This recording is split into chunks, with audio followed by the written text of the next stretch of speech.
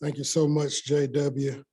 I know we've already recognized the board of directors of the BCRI, and I just want to thank you so much for being here today.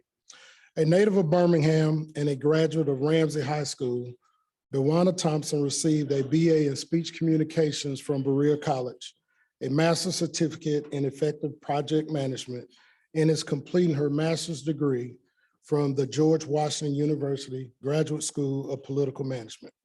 On March the 22nd of 2021, DeJuana was named president and CEO of the Birmingham Civil Rights Institute. She's done an outstanding job since taking the helm of BCRI and has the Institute poised for great things in the future. Abraham Lincoln stated, "You cannot escape the responsibility of tomorrow by evading it today." DeJuana has challenged the board to look at the Institute as a living, breathing organism that must continue to change in order to grow. The Institute will continue to embrace the history of the civil rights movement, but equally important, embrace the future of all of our human rights and the movement for equality for all. Whether those human rights are religious, sexual orientation, healthcare, literacy, voting rights, DeJuana Thompson is not evading anything today.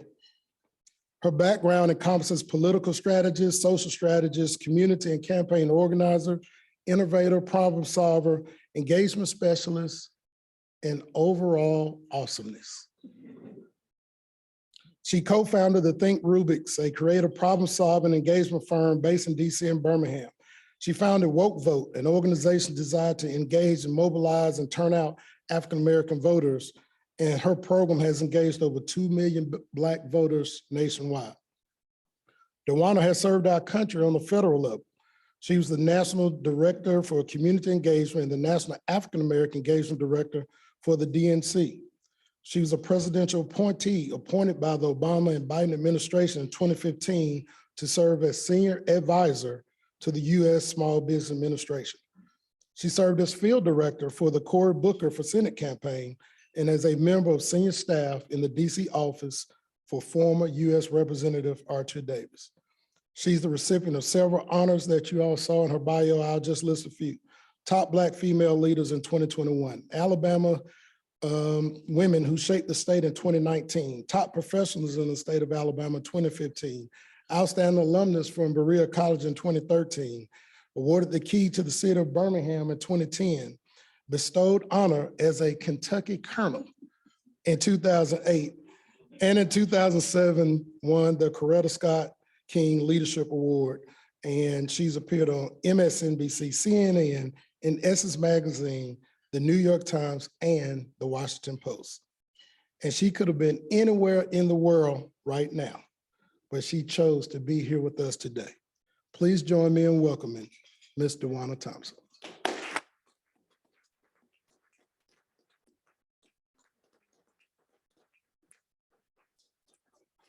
Wow, I did not know JP was gonna go that deep into my repertoire, but I want to thank him so much because so much of what we do as leaders, we do just because we know it's the right thing to do, right? We show up because we know that there's a need and that we have something in us that allows us to fulfill that moment. And so I'm excited because I know that I'm in a room today with individuals who have all answered the call for service, who have all answered the call to lead in some kind of way to address some sort of disparity, some sort of need that you see that you have a unique opportunity to fill. So I feel that I'm at home today with the Kiwanis organization. Thank you so much for having me already. Thank you to JW, who has been a friend and a partner for a very long time in the work, into the Kiwanis leadership, and to this wonderful podium. Thank you for being with me today. You have already acknowledged our staff and many others who are with us, so I want to thank them publicly. Our staff, you could stand one more time just so that everybody can see who you are, because none of this work is done by just an individual. Thank you. As well as our board, an incredible board who has been mentioned. I would be remiss if I did not take a moment again to thank my parents for being here. A lot of what you heard was the result of parents who told me I could do anything, was the result of parents who said, Maybe we haven't seen it before, but we're not going to stifle your creativity. We're not going to put blocks or roadblocks in front of you that will keep you from being confident to go in a direction that maybe we haven't seen before. So indeed, anything that I have done, it has been because of them. So thank you all so much for being here today. Listen, I am, and if you have not met me, hey, we friends today.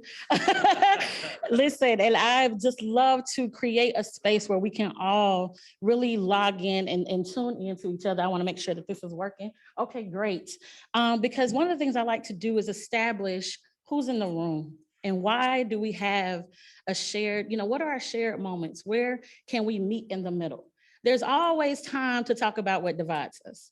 There's always time to say, well, you think about this one way and I think about this another way, and we can't figure out where we are. But I like to challenge us to start where we meet in the middle. And that is reminding ourselves that our missions are already aligned. Right? The Kiwanis Club's mission, just in case you may have forgotten, founded in 1917, the Kiwanis Club of Birmingham has served as a foundational catalyst for the growth of our city and state for over a century, uniting a diverse group of business, civic, and community leaders to move Birmingham forward. Let me also remind you that the Birmingham Civil Rights Institute, started over 30 years ago, has been enlightening each generation about civil and human rights by exploring our common past and working together in the present to build a better future for nearly 3 decades. Basically, we the same, right? We are doing the work that we believe will take our city, our region, and indeed our state to the next level at all times. We just all have a different component of what that work looks like.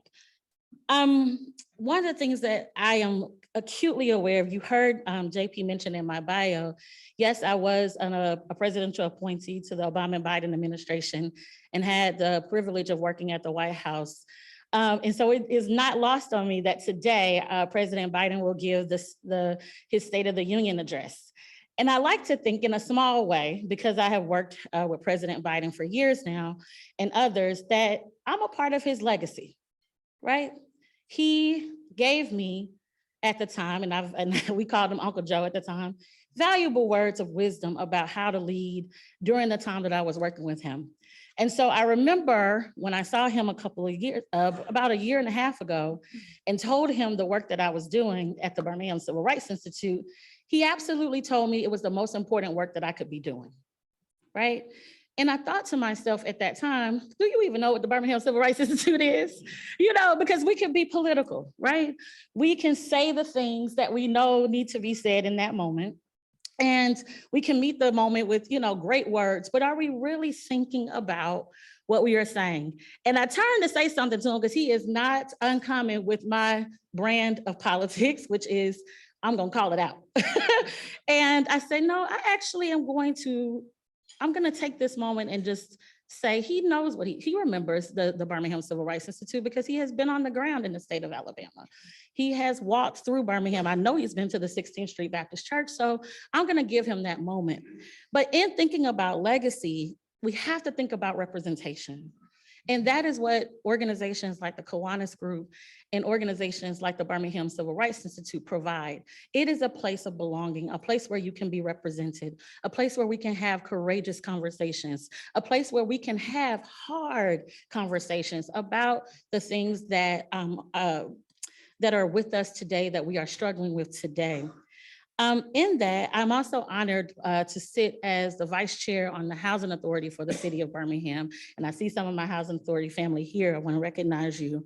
But I would say to you that when I think about the unique challenges that this city has to offer, people always wonder, what is the BCRI, what is our role in that? We were absolutely started as an institution and not a museum. For a few reasons. And I like to say that Ms. Odessa, Ms. Odessa Wolfolk, who I also believe is a part of the membership, who is a champion, if you have met her at all, she reminds me all the time that there was a specific reason why we were not a museum.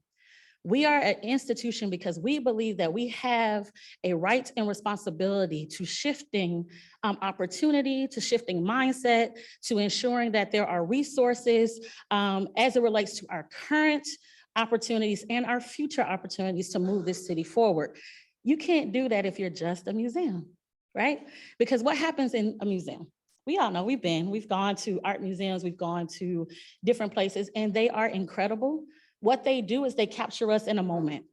They remind us of something that has happened before. They may challenge us in our thinking at that time, but raise your hand if you've left a museum and thought to myself, now, how am I going to do this in my everyday life next time? What am I gonna do? I see one hand. Fabulous. And then you would be the son of Miss Alice Boucher, okay, who is phenomenal, right? But most of us, we take the moment, we seize it, we have it, and then we go about our lives because it was a moment for us that was internal. It was a moment that necessarily wasn't communal or producing an action. It was a moment that allowed us to reflect or to consider something. Well, we believe that that's important, but we don't believe it should stop there, which is why the Institute has and continues to do multiple things. One, of course, we want to have the historical education component because it is incredibly important for us to know what happened as it relates to the civil rights movement, specifically in the city of Birmingham and surrounding areas. It's important for us to examine that, to see all of our roles and all of our history aligned in that, but also it is important to have those places where people can come and engage around that history in a way that says, okay, we're not locked in that moment. We can move forward together. We're a gathering place. We've already talked about that. We are a leadership training facility. You would be surprised at how many people we train in our facility on a weekly basis. Why am I going through all of this? It is because I want to remind you, some of you may not have been to the BCRI in a while, and that is okay, right? It is absolutely okay to be reminded of what we have in our jewel of an institution. We are an engagement, we provide engagement on racial justice, diversity, equity, and inclusion. And we are doing some things that are necessary with our infrastructure to make sure that we keep up with the moment. Now, I will tell you this, I like all things nice, okay? I like to go to a place and feel that when I walked in, the investment was made for my experience, to feel that the investment was put in place for me to receive the kind of high level, excellent moment that is befitting the resource, or befitting the information that is in there. We want people to feel the same way when they walk into the Birmingham Civil Rights Institute. We want them to know that this history that is so rich, it requires an investment of thought, an investment of yourself, bringing yourself to the moment, an investment of our collective time and energy, as well as an investment of what we are going to do together as we move forward. Now, we tell our story, and this is where I like to say, if you didn't know who we were, let me reintroduce you to the Institute, to the reimagined space that is now your partner, right? And it's important that we tell our story in these ways because we understand that language and narrative is one of the strongest things that allows us to connect. There is an African proverb that I think about all the time, and it says that while good news is putting its shoes on, bad news has traveled the world twice. While good news is putting its shoes on, bad news has traveled the world twice. What does that mean? It means that there is something unique in our society that allows for us to have a closer understanding, to believe, or to, for some reason, be able to facilitate an idea around something that is tragic a little bit quicker than we are sometimes able to wrap our heads around the joy, to wrap our heads around the success.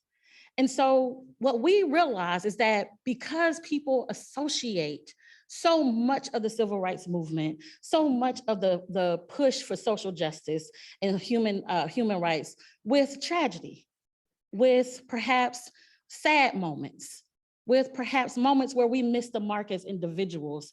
Sometimes people want to remain in that space instead of thinking of, wow, how far have we come? Wow, what did we do together? Look at what we were able to produce. Look at the legacy that we now have. Are there still challenges? Absolutely. Are there still moments and places where we need to work together? Absolutely. Can we do it? Absolutely. And so it is important that we tell these stories and that we invest in the next generation that is coming behind us. Because for many of us, it is, we kind of stuck in our ways sometimes. We get stuck in our thoughts. But this next generation that's coming behind us, if you haven't had a chance, many of you, I'm sure, have one in your house. they are a little different, okay?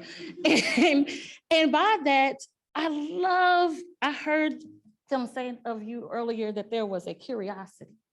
They have a different kind of curiosity, one that isn't first rooted in tragedy, but in what's possible. They ask all the questions, whether you want to hear it or not.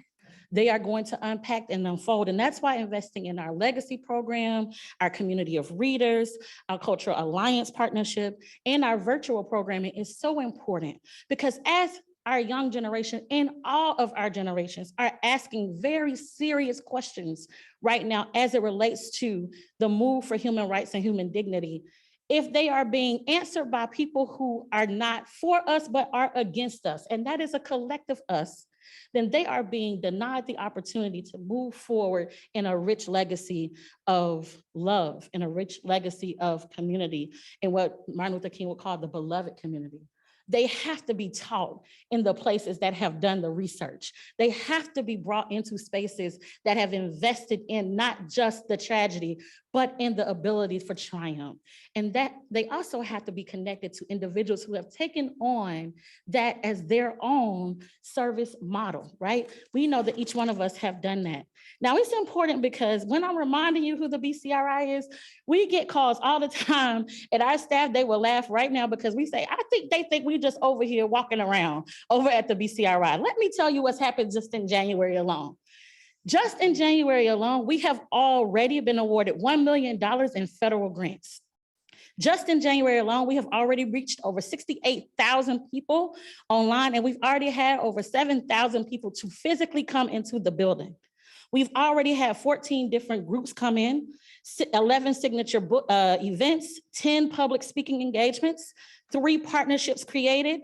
We have already hosted top leaders. Today alone, we had in our office the Right Honorable David Cameron, who was the previous Prime Minister of the UK, today, before I got here, right? And so let me explain to you, we are doing the work. Okay, if you are looking for an organization to partner with, we doing the work, baby. You have to just come on in, okay? Catch us while you can. And it is because the work never stops.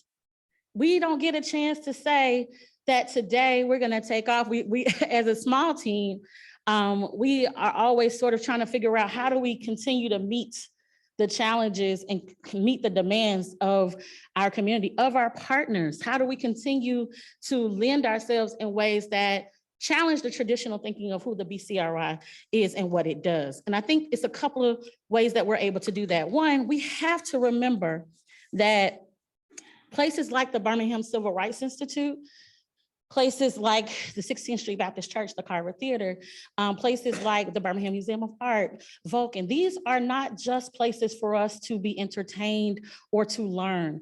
We are economic partners and public programming partners on behalf of this city. We bring in the resources that makes it possible for your buildings and businesses to thrive. So we are a critical component to any plan that moves this city forward. And how do we know that? Well, and how are we imagining our economic engine? Well, we want to expand reach, right? When people come to the Institute, just like today, we have absolutely no idea why the Prime Minister was in town. Nobody called us to give us a heads up that he was coming. But he said to our team that he came because he could not come to Birmingham and not stop and learn something about our history. He understood that. And so we thought to ourselves, and I thought to myself on the way over here, if he knew that he had not communicated with our staff before we got there, we don't know who told him or how he, decided to connect with us. What we knew is that he deemed it appropriate, necessary, and indeed his responsibility to visit this cultural icon in this city. And that tells me that we play a pivotal role when it comes to leadership, when it comes to the way in which Birmingham is considered and viewed, not just locally, not just regionally, not just across the state, but indeed across the world. Now, one of the things that he didn't share with you is that I consider myself to be a global leader. Now, raise your hand if you consider yourself to be a global leader. Got a few more hands. What does that even mean? It means that y'all can't relegate me just to Birmingham, okay? It means that when I wake up in the morning, I am always thinking about what I do here in Birmingham and what we produce in this city and how we operate. We are interconnected to people all over the world. We know that to be true because we understand that the civil rights movement and the model of the civil rights movement shifted the way civil rights happens and movements happen all over the world. When we look at South Africa, when we look at Sudan, when we look at other places, they took many of their strategies to move human rights initiatives from the work that we did as a city and we did as a state during the civil rights movement.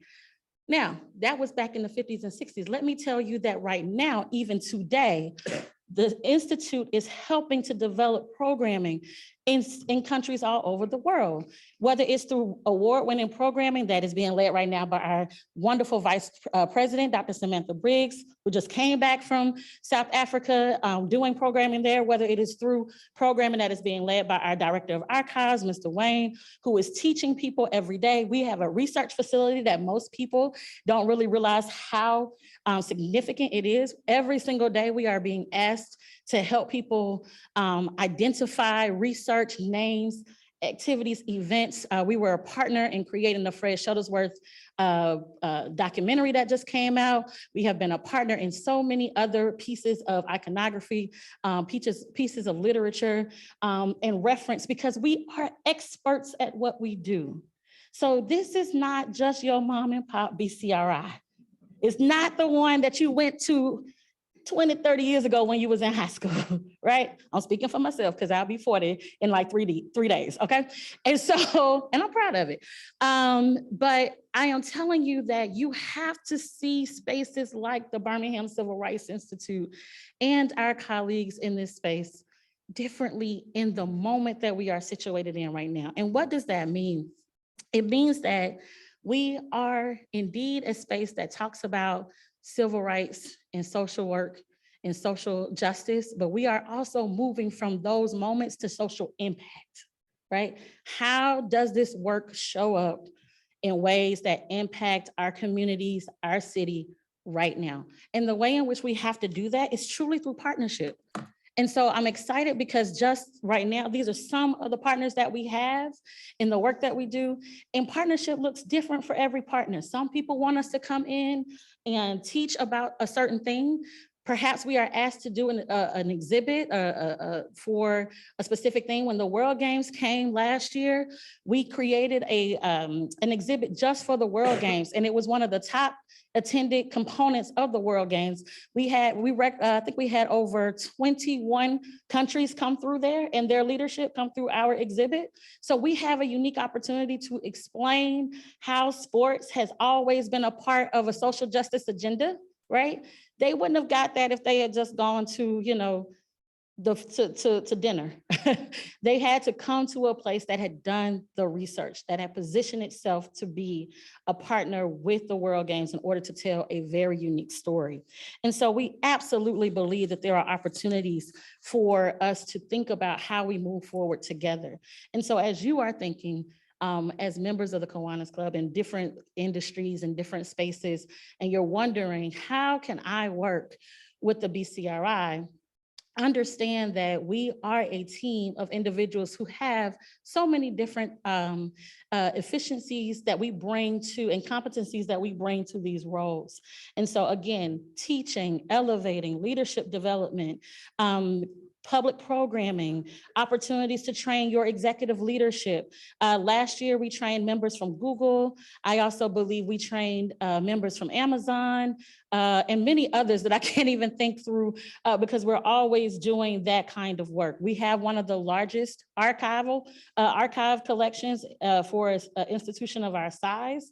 We are partnering, we are a Smithsonian affiliate, if you did not know. And so we bear sort of the beauty of being a part of that legacy. We are one of the only accredited museums in the country. We were the first to be accredited in that way. So this is not just my BCRI. This isn't just the staff's and the board's BCRI. This is our BCRI. And there has to be a way where we can align the missions that we know we already have, that are already connected to each other, so that we can do some incredible work. So you might say, what's coming ahead, right? Well, first of all, if you don't know, we are in the 60th year anniversary of some significant things that happened during the civil rights movement. And if you ask yourself, well, what are some of those things? Well, one, the Children's Crusade happened this year. Dr. King delivered his letter from a Birmingham jail this year. The 16th Street Baptist Church was bombed this year. The March on Washington was this year. So many different things. And obviously there is a unique moment that we have to connect around our history and our possibilities just in this year alone. There's a list of things that are going to be happening all across the city that we are partnering with. But I also think it's important to understand, and I love that one of the things that happened during that time during 1963, which our work is really focusing on the year of 1963 as the National Black History Month. The National Black History Month motto this year is Black resistance. And we decided to talk about what that resistance looked like in 1963, but particularly the strategies, right? How did we come together to push a collective agenda around injustice, segregation, voting rights, and other things? Those strategies still work. They still work. We just have to remain committed to shared goals. And so we want to be able to look at that. I think it's important to also know that I like to name that the March on Washington was not just called the March on Washington. The March on Washington was the March on Washington's for jobs and freedom. What does that mean? When I told you that the BCRI is an economic partner, why am I even talking about that? It is because Martin Luther King Jr. and the many other individuals that pulled together and organized the March on Washington, they understood one very simple thing. You cannot have civil rights, you cannot have equity if you do not have economic equity and economic justice.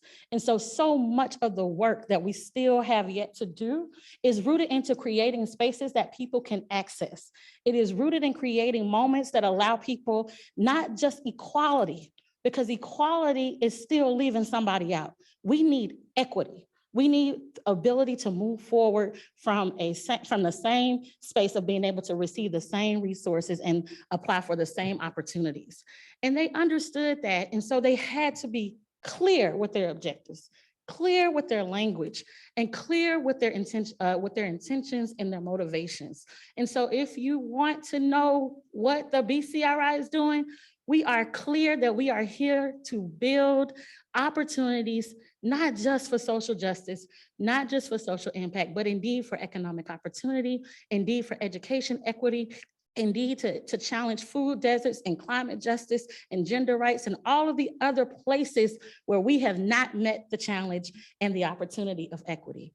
We are a partner with you to do that work because we are all called to that work in this moment. So we do have some incredible opportunities moving ahead. One, we are going to be receiving the Men of Change, Power, Triumph, and Truth exhibit. It is one of our exhibits that we are receiving as a membership of the Smithsonian. It is going to be powerful. It looks at, through contemporary art and photographs and quotes and literary excerpts, it looks at how men have impacted our community traditions across the time. And then we are also working on our movement app, which is a shared program. And I think this is important. One of our partners, Ed Farm and Apple, they wanted to be able to start using their space and their resources to begin telling some of these stories that are unique to the Birmingham Civil Rights Movement. And so instead of, just having lectures or different, they said, what is the moment that we can meet right now? Well, we know it's a technical moment. We know everybody's on their phone. We know everybody's downloading the app.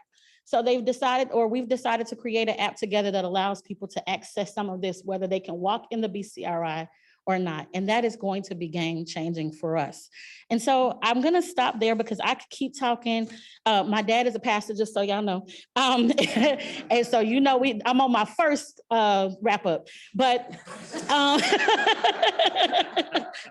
To be fair though, he definitely gets to the point. We love him. And but my dad, one of the things that he always taught us and is still always telling us is that you have to be focused. You cannot be effective without being focused. And I've tried to bring that into the work that we do at the Institute. I have aligned with individuals both in our staff and on our board who are very focused about the work that we have to do to ensure that the Institute is the institute that it should be for the next 30 years. And we know that we have partners like you who are focused on the work that you have to do moving forward. So thank you so much. Join us. If you're not a member, join us. If you want to come in and learn, come on in and see us, but know that we are here to partner with you. We are here to get in good trouble with you, as John Lewis would say. And just remember that Maya Angelou told us that I come as one, but I stand as 10,000. So we might be 100, 120 people in this room, but we represent thousands. And we have a responsibility to lead in that space, to lead in our areas of influence with love, with credibility, with intentionality, with integrity, and most of all, with just a little bit of courage. So thank you so much for the opportunity to greet you today.